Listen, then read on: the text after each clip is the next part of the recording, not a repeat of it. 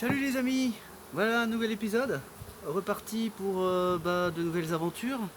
Là j'ai juste enlevé le toit et on va découvrir ensemble ce qu'il y a. Je sais pas du tout ce que l'on va découvrir, ce que l'on va faire.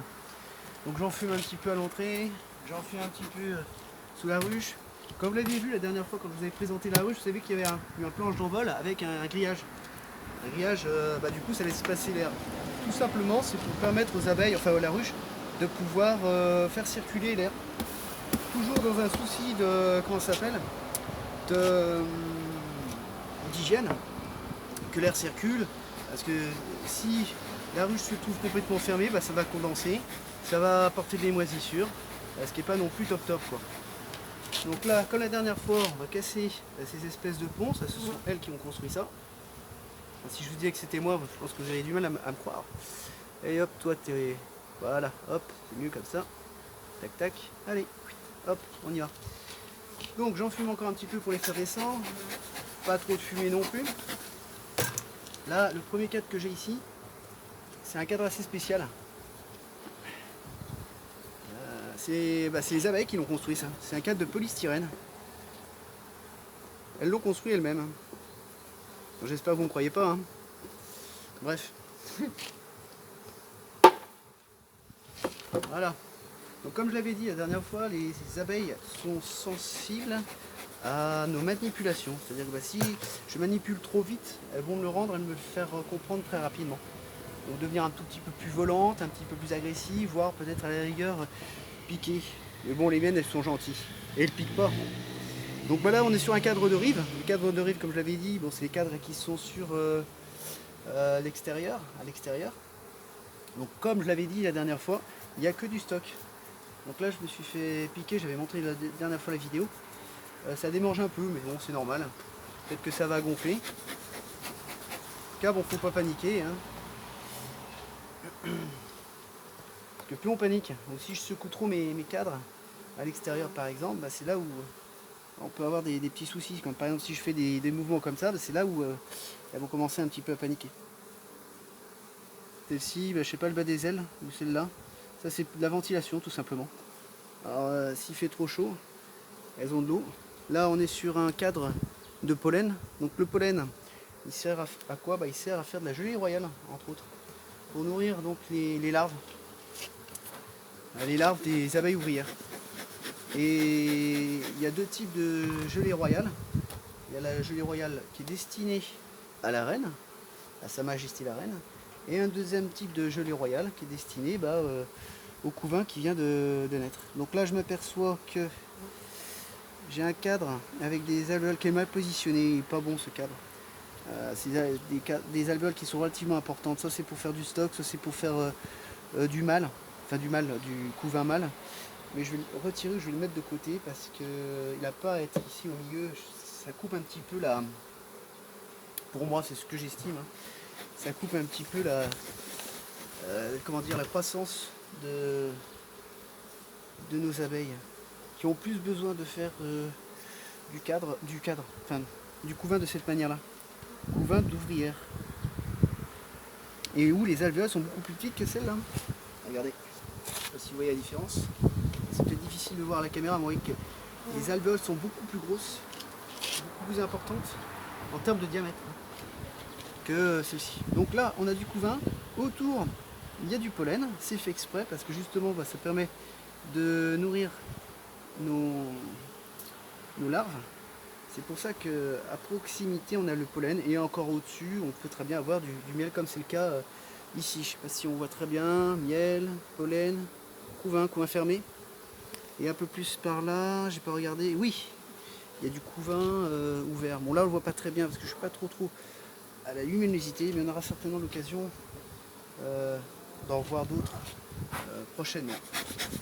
Donc je sais pas, je vais accélérer un petit peu parce que c'est vrai que je suis limité en temps pour vous charger ensuite ces vidéos. Donc qu'est-ce qu'on constate? Ici vous voyez là, hop, c'est du couvain mâle, ce qui est bosselé. Ça c'est du couvain femelle, donc ouvrière. Là du miel, on voit que ça luit, je sais pas si on voit très très bien. Donc miel, couvain mâle fermé, couvain femelle fermé. Voilà. Est-ce qu'on voit la reine par hasard? Parce que c'est vrai que ce serait bien que je puisse vous la montrer quand même. Et comme je vous l'avais dit la dernière fois, elle a tendance à un petit peu s'échapper. Alors pour l'histoire des rennes, c'est toute une histoire ça aussi encore. Les rennes elles vivent beaucoup plus longtemps qu'une ouvrière ou qu'un faux bourdon. Faux bourdon c'est le mâle. Elles vivent en général 5 ans. Sauf que on ne peut pas les conserver pendant 5 ans parce que tôt ou tard, elles ont plus suffisamment de spermatozoïdes pour pouvoir ovuler. Parce qu'en fait, elle se fait féconder une bonne fois pour toutes. Et après, elle ne peut plus se faire féconder, c'est terminé. Et donc, elle repart avec tout son stock de spermatozoïdes. Et donc, du coup, au fur et à mesure où elle pond ses fameuses larves, enfin ses œufs d'abord, avant tout, c'est des œufs.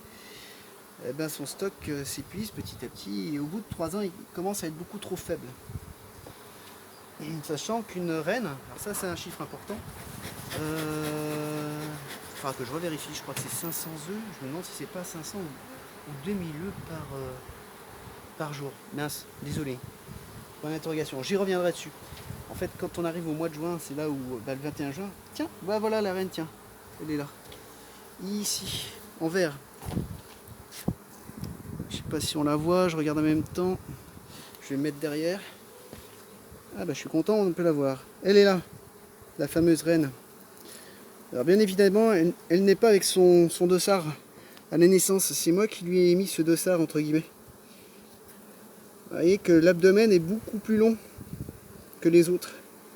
Ah bah bravo, on est arrivé à la trouver ensemble. Donc pourquoi elle est de cette couleur verte? C'est déjà d'une part pour la trouver plus facilement, plus rapidement.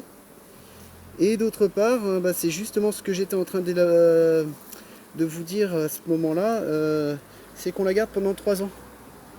Donc d'ici 2 ans, les rennes elles ont une autre couleur. Alors cette année c'est bleu maintenant. Donc je peux encore la garder encore cette année et encore voir l'année prochaine. L'année d'après je crois que c'est blanc, sauf erreur de ma part. Non c'est rouge. Oh, je sais plus, enfin bref, il faudra vérifier. Mais du coup, ça me permet de me dire, tiens, cette reine est suffisamment âgée pour que je puisse la changer. Alors vous me direz, bah ouais, mais c'est un sacrifice pour la ruche. Oui et non, parce que si j'ai une abeille, enfin une reine, qui est trop avancée, un âge trop avancé, et qui ne pond plus, ou pas suffisamment, ça risque de faire une... comment on appelle ça? Une ruche qui est beaucoup trop faible. Et qui du coup risque de péricliter, qui n'aura pas toutes les formes et les propriétés attendues et souhaitées de la part d'un apiculteur. Bon, je ne vais pas la déranger plus, je crois qu'on l'a vu suffisamment. Je ne veux pas la stresser. On aura certainement l'occasion d'en voir d'autres. Du coup, c'était l'objet d'aujourd'hui. La première présentation à sa reine, la Majesté. En tout cas, merci encore pour votre taux de participation. N'hésitez pas à me poser des questions ou s'il y a d'autres sujets. Ne serait-ce qu'une question, ça peut être l'objet d'un sujet. J'aurai certainement encore pas mal de choses à vous dire. Il y a beaucoup de choses à voir qui sont plutôt très sympas. Mais n'hésitez pas à me dire ce que vous en pensez. Ce sera avec plaisir de pouvoir prendre vos remarques en considération. Et moi, en toute humilité, j'insiste encore, je ne suis qu'un amateur, je ne suis pas un professionnel. Et je respecte le travail de ces professionnels qui a un dur labeur, qui est à la fois sympa parce que c'est quand même une vocation ou une passion. Mais en tout cas, ça reste un bon hobby quoi, pour moi, parce que ça ne reste qu'un hobby. À très bientôt et encore très bon confinement. Portez-vous bien, faites attention à vous et passez un confinement dans les meilleures conditions qui soient. Salut!